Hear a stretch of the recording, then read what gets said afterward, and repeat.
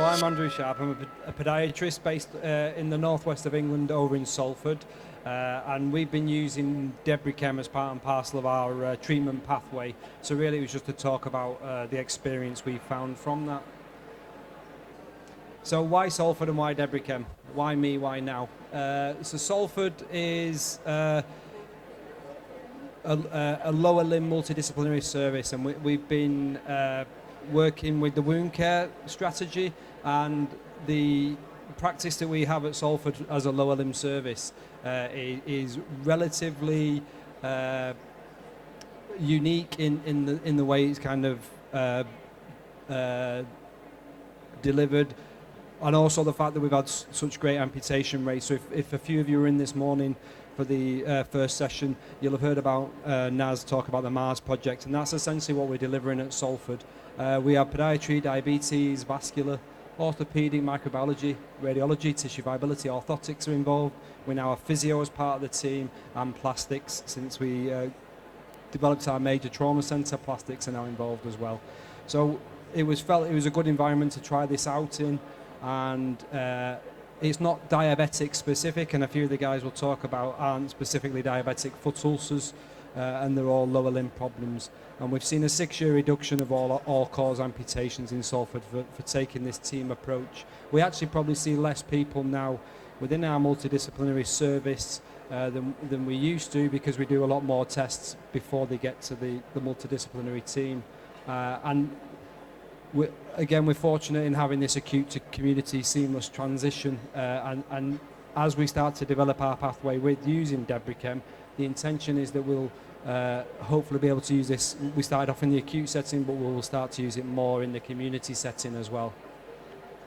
So what we need to think about when we're implementing our change is that we've got an increase in demand on our time, a reduction in terms of resources, in terms of being more cost effective with the resources we use, and the impact on our patients. Our patients are potentially living longer with more difficult wounds and comorbidities. So we know the wound care burden is increasing, 40% increase expected in the next 5 years, and we need to start thinking how we can do more with less. There's less staff, more people retiring, and not necessarily, we're starting to see for the first time now that not all job roles are getting filled as quickly as they once were. So we're definitely losing this knowledge and this staff base. We've got more pressures, more time pressures, and we've still got the impact. We're still suffering the hangover of COVID, in the fact that elective surgeries are still very long waiting time. So that puts the pressure on our surgical guys to do things like a surgical debridement and stuff. So it's given us, we need to think about other ways we can manage. When we look at these type of evaluations, what we want to know is ideally improve the wound outcomes, but certainly we don't want any deterioration. But if we're not necessarily improving outcomes, then we want to see lower cost spend, really, is the way we tend to look at it. So our first patient is a lady with a venous leg ulcer of just shy of 3 years. Her pain was intensely high. It was a 10 out of 10 on the pain scale, and a rather large wound size, as you can see. She couldn't tolerate any of the other kind of advanced therapies that we tried. We'd used negative pressure. She couldn't tolerate a compression therapy. We tried topical oxygen, and nothing was just really helping her. So we used the EMLA cream and applied the DEBRICHEM, and we just applied DEBRICHEM once for this lady initially, and within a 12-week window we can see the wound really start to significantly improve, and it did go on to heal. She was passed out of our service back into the community district nursing team, because she could then start to handle the compression. And as a podiatry led service, we don't tend to do as much compression, although we can do. She was managed in the community. The interesting thing, and the bit that stands out for this, which I'll touch on the next page, is what have we learned from our experience with this lady. So we understood that she'd failed a number of therapies, and due to her tolerance of products, she was suffering with pain, but her pain went instantly, or within 24 hours, from a 10 out of 10 to a 0 out of 10. And she didn't want to come on camera. We asked her if she'd do a video for us, but she's quite an introverted lady and didn't want to come on camera. And she said she woke up the day after a treatment, reached for a pain relief and realised she didn't need it. And this was sort of, at this point, this was one of the first ladies we did it on. At this point we realised that how kind of novel the product could be for us, especially within things like venous leg ulcers. Because often as a podiatrist we're dealing with the neuropathic, non-sensation, insensate foot. So we forget about pain, unfortunately. And when you can see a great impact like that, it's really quite rewarding. And we had a real positive experience in that complex wound. So our next gentleman is a guy who was referred into our service following, because he moved from one area into our area.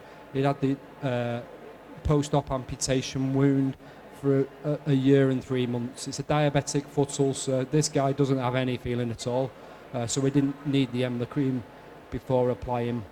And my apologies, I've missed off my measurement sizes, but we can see the wound over the period of about 6 to 8 weeks improving some. The secondary dressing we were using was starting to irritate the skin a little bit by the end picture. We didn't necessarily see the improvement we were hoping for here, and as a lesson learned as we've been going on, so he had a normal ankle brachial pressure index. It doesn't work, sorry. A normal ankle brachial pressure index, but we couldn't get toe pressures because he's got no toes, which is, in our diabetic foot, often you get calcified, so you will get a normal ABPI, but it's normal in this instance isn't to be taken necessarily as normal. So what we later went on to do was to get a CT angiogram for this patient, and he did have an angioplasty on top of that. So he's failed to respond to treatment, and it's helped teach us that we possibly need to make sure we consider other options as well. That it's not a magic bullet, but it will work. What was really interesting, really, though, as we can see from the picture, is that there's no deterioration. This is a wound that's been stalled, and we've probably got an overall clinically better looking wound, although it's not gone on to heal, and unfortunately still not as yet healed, even following his angioplasty. But we didn't get any infections for this gentleman, and really in diabetes and kidney disease and giving people antibiotics and things, it's important that if they're living with a long-term wound, that it doesn't necessarily become part and parcel of the problem in the treatment. So this is a younger type 1 diabetic guy who had a history of a Charcot deformity, which he then had metalwork put into his foot, but was in a horrendous amount of pain, and they decided that he needed to take the metalwork out. So on day 0, on the first picture on the far left-hand side, there's a small area in the middle that probes to about 1 centimetre deep. It doesn't actually probe to bone, but it is deep. You could actually get your fingertip in there. Not that I advocate sticking your fingers in wounds. So he was hospitalised because he had the metalwork taken out and also then got an infection. And when we saw him, we thought we'll give DEBRICHEM a go on this guy to see what it can do in treating the wound from an outside-in approach as well as an inside-out with the antibiotics. And we saw quite a marked improvement within 3 weeks. Certainly within 4 days, we can see it's almost looking like a different foot to picture one. And when I'm not on clinic and these healed, people forget to take photographs, so he did go on to heal, but unfortunately I don't have the lovely final picture to say this healed, and it healed within 12 weeks.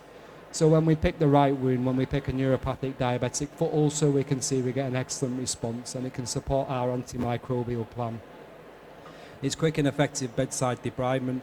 There wasn't really, going back to the picture, because as podiatrists we do like to do sharp debridement, there wasn't any area or focus to particularly aim at in terms of what we would have debrided. There's bits we could have cleaned off with the scalpel, but you wouldn't necessarily have covered the entire bed, because often if you kind of encourage bleeding, it obscures your view as well, so it becomes difficult in doing a full and effective debridement of the full area. So that's why products like this are really kind of useful, kind of extra tool within in the arsenal of tools that you have. and we heal within 12 weeks for that guy. So what we've learned along the way is the confidence of staff using the product. People can initially be apprehensive or a bit nervous with it, so hence why we started in the acute setting in the MDT. Working with the small teams that we developed it, and toward the end of the evaluations we were doing with DEBRICHEM, our healthcare assistants were applying this and still do now apply the DEBRICHEM. We made a treatment plan and they're happy to do that then. It's real easy application and it supports the service development, and we can supervise where needed.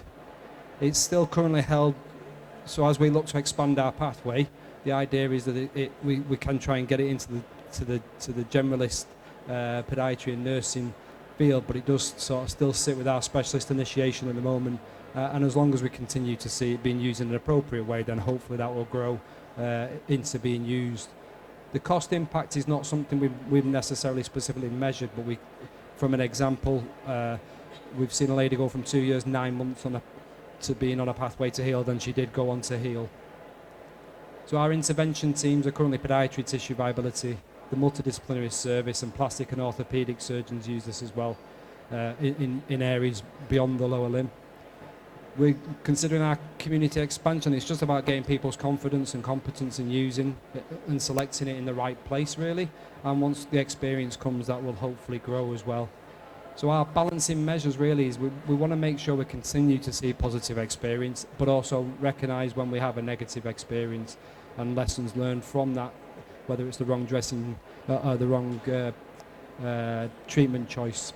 Cost of our use is an important factor that we need to maintain, and think about how people learn in different ways and how we might support them with that. So the review of our actions taken has been our onward referral, working closely with plastics and things, and the potential in the future now going forward is as we start to look at doing a few more skin grafts and things, this might be the preparation device that we need and measure our incidence of infection. So we definitely see improvements in the non-ischemic foot ulcers and lower limb and the true venous leg ulcers. I feel it still has its place in the ischemic foot, but this wouldn't necessarily be a community decision we'd make. We'd keep that within the MDT discussion, because we can at least maintain wounds or else prevent deterioration, as we mentioned there. So yeah, so thank you very much for your time, guys.